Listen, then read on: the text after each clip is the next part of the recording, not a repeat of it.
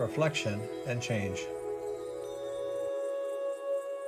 When I was a child in Tibet, I heard the story of Krisha Gotami, a young woman who had the good fortune to live at the time of the Buddha. When her firstborn child was about a year old, it fell ill and died.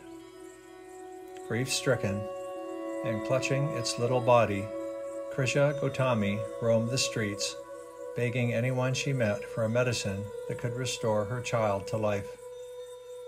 Some ignored her, some laughed at her, some thought she was mad. But finally she met a wise man who told her that the only person in the world who could perform the miracle she was looking for was the Buddha. So she went to the Buddha, laid the body of her child at his feet, and told him her story. The Buddha listened with infinite compassion. Then he said gently, "There is only one way to heal your affliction.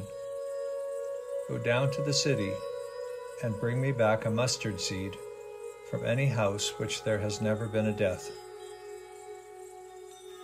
Krisha Gotami felt elated and set off at once for the city. She stopped at the first house she saw and said, "I have been told by the Buddha to fetch a mustard seed from a house that has never known death." "Many people have died in this house," she was told. She went to the next house. "There have been countless deaths in our family," they said, and so to a third and a fourth house, until she had been all around the city and realized the Buddha's condition could not be fulfilled. She took the body of her child to the charnel ground and said goodbye to him for the last time, then returned to the Buddha. "Did you bring the mustard seed?" he asked.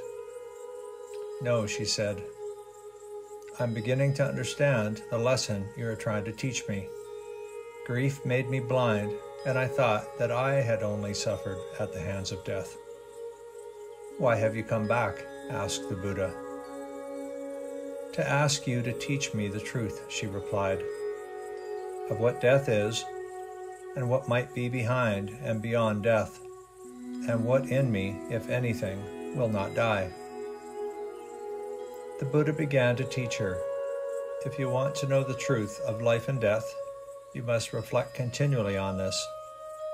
There is only one law in the universe that never changes, that all things change, and that all things are impermanent. The death of your child has helped you see now that the realm we are in, samsara, is an ocean of unbearable suffering.